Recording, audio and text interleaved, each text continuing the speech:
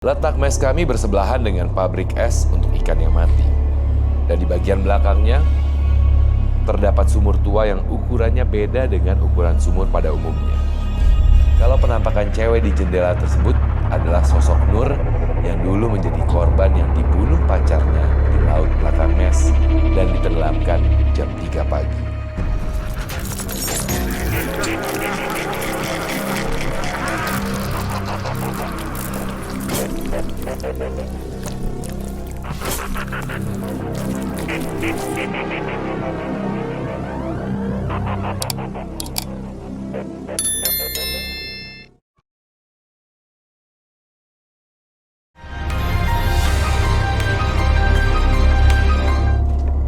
Sebelum saya membacakan cerita yang kedua, saya ingin bertanya dengan panelis yang tetap menyalakan lampu dan juga mematikan lampu.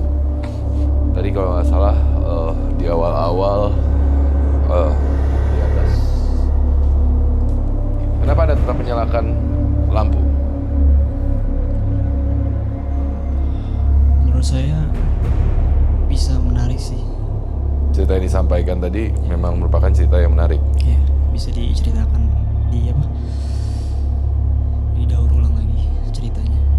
Oke, baik. Mungkin satu lagi. Oke. Silakan. Kenapa Anda tetap menyalakan lampu? Kayaknya ceritanya emang beneran. Baik. Dan itu serem sih. Dengarnya serem. Mungkin yang dialaminya lebih menakutkan daripada ceritanya itu. Dan memang dengan kejadian di rumah dinas mungkin memang ini adalah sebuah pengalaman yang bisa saja dialami oleh orang-orang lain gitu ya dalam keseharian sehari-hari gitu kan, berinteraksi dengan berbagai makhluk. Baik, Kang Sule sendiri, menurut Kang Sule cerita yang dibacakan tadi bagaimana? Ini kalau dibikin film seru kayaknya. Oke. Ya, Baik.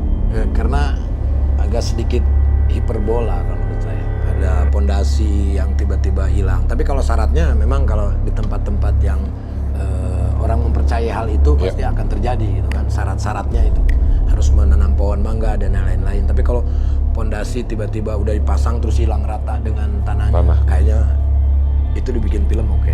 Oke. Ya. Narvan juga tadi sempat menggambar ya pada saat Kang Sule membacakannya berdasarkan cerita apa yang disampaikan oleh Asti tadi ya. Ini bisa sambil dikasih lihat kepada kamera hasil gambarnya. Oh ya, saya hanya mengilustrasikan dari cerita tersebut. Iya, di mana memang ada tukang bakso yang memang tidak terlihat secara wajah ya menggunakan topi capek. Ya, benar. Oke, baik. Oke, kurang lebih seperti itu. Baik, saat ini saya akan mencoba untuk membacakan cerita yang kedua, di mana cerita ini dikirimkan oleh Jenny. Kita akan masuk ke cerita yang kedua. Magang di Pulau Hantu. Perkenalkan, nama aku Jenny. Pada Agustus 2021, aku dan teman-teman magang di bandara. Kami tinggal di sebuah mes perikanan di sebuah pulau terpencil di Pulau Jawa. Suatu hari, sambil menunggu kartu akses untuk berangkat magang, kami bermain-main ke pantai. Di pinggir pantai ada sebuah pohon besar, di mana di dekatnya ada banyak batu karang. Entah kenapa aku tertarik dengan ayunan yang tergantung di pohon tersebut. Dan pada saat aku sedang asik main ayunan, terlihat ada kakek berambut putih panjang, sedang berdiri di atas karang, menghadap ke arah pantai. Tiba-tiba kepala kakek tersebut berputar ke arahku dengan sorot mata tajam. Sementara posisi tubuhnya tetap menghadap ke arah pantai. Dan dalam hitungan detik, tiba-tiba kakek tersebut hilang.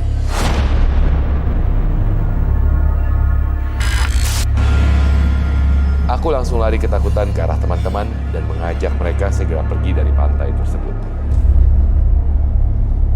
Di sela-sela aktivitas magang, pernah aku berantem dengan pacarku yang sedang berada di Semarang. Hal ini membuatku menjadi galau dan membuat aku tidak bisa tidur sampai malam. Akhirnya aku pun memilih keluar dari mes dengan tujuan ingin duduk-duduk di bangku kayu di belakang mes yang menghadap ke pantai dengan maksud menghilangkan stres. Letak mes kami bersebelahan dengan pabrik es untuk ikan yang mati. Dan di bagian belakangnya terdapat sumur tua yang ukurannya beda dengan ukuran sumur pada umumnya. Setelah aku sampai di bangku kayu, ada seorang wanita menghampiriku dan menyuruh aku masuk ke dalam mes. Katanya sudah subuh, nanti masuk angin.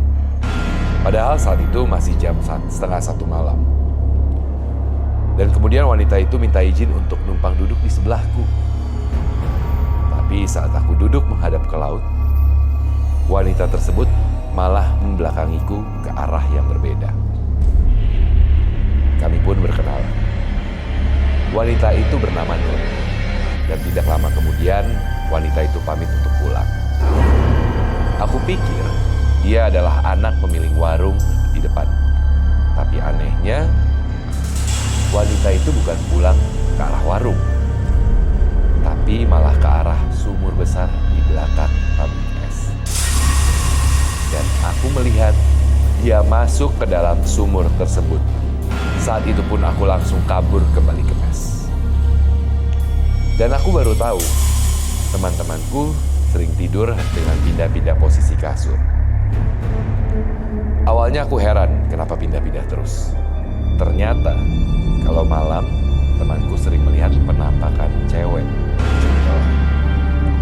Dan kita baru mengetahui dari warga sekitar kalau penampakan cewek di jendela tersebut adalah sosok Nur yang dulu menjadi korban yang dibunuh pacarnya di laut belakang mes dan ditenggelamkan jam 3 pagi.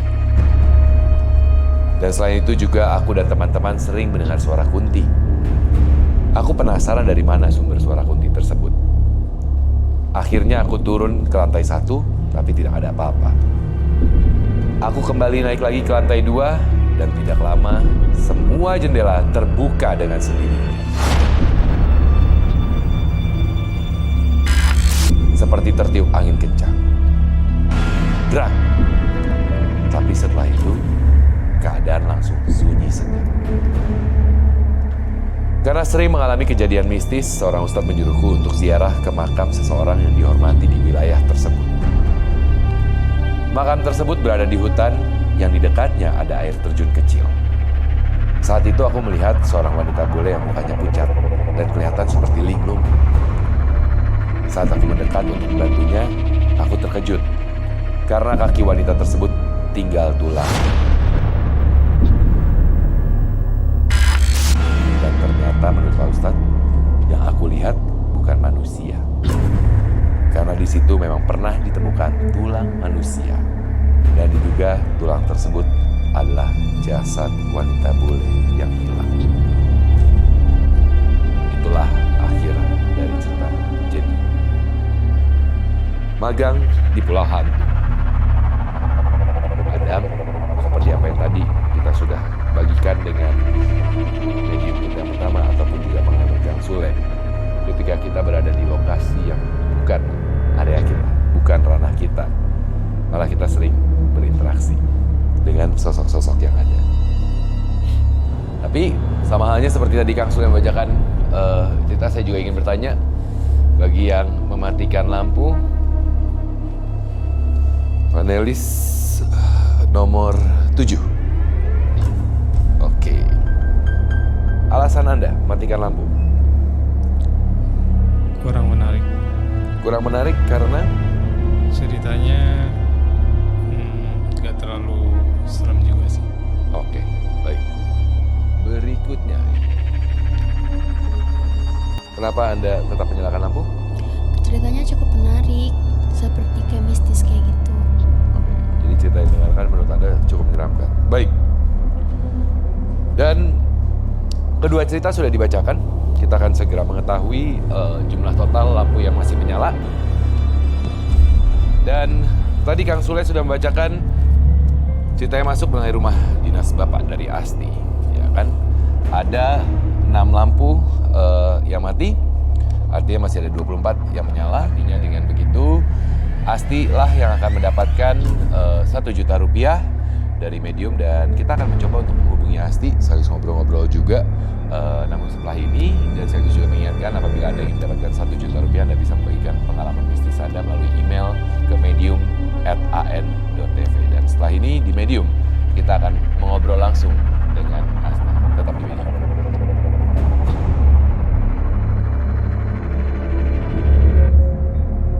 Anda masih bersama kami di Medium, Niko Oliver, Tasya Siahaan, Ervan, Kang Sule dan juga ke-30 panelis kita. Dan memang tadi kita sudah membacakan 2 cerita. Ada cerita dari Asti dan juga cerita dari Jenny. Dan Ervan, boleh diberikan gambar ilustrasi ketika cerita Jenny dibacakan? Sosok magang di Pulau Hantu ya. Ini masuk ke sumur adalah Nur ya, tadi diceritakan ya. Oke, baik. Dan sekaligus juga sambil menunggu terhubung dengan Asti, kami ingatkan juga buat Anda teman misteri apabila Anda ingin mendapatkan 1 juta rupiah, Anda bisa mengirimkan cerita misteri Anda melalui email ke medium@an.tv, di mana tentunya setiap kali Medium kami akan bacakan 2 baca cerita.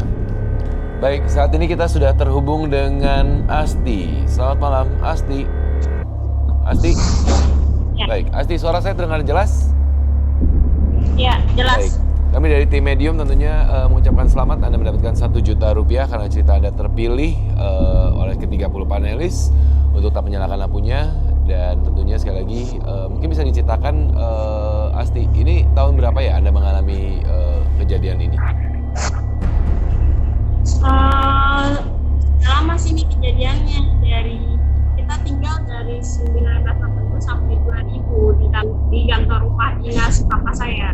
Oke, baik. Dan mungkin Tasya, mumpung kita terhubung juga dengan Asti, mungkin ada tips ya? Maksudnya kan ini sebuah pengalaman yang artinya dialami gitu ya dari ketika masa kecil dan kita nggak tahu apakah dia bisa berinteraksi lagi ke depannya atau gimana? Ya, kalau dari ceritanya tadi kan sebenarnya dari Asti udah ketemu pocongnya tadi yang ngomong kamu bakal sering ketemu itu terus sampai kamu besar. Itu sebenarnya udah tanda bahwa Asti memang orang yang sensitif, bisa lihat. Itu dikasih tahu bahwa sebenarnya latihan nih, kamu ngelihat pocong kayak gini nanti lebih kamu makin besar akan banyak lagi yang lebih seru. Jadi sebenarnya tipsnya untuk Asti terima aja kalau emang kamu bisa lihat, bisa merasakan, jangan ditolak, sama selalu punya teman untuk cerita, itu aja. Oke, baik. Artinya Asti sampai saat ini pun juga sudah beberapa kali melihat dan berinteraksi artinya ya. Kalau Kang Sule sendiri, apa yang ingin disampaikan, apalagi berhubungan dengan pengalaman mistis ataupun juga apapun yang Kang Sule alami selama ini?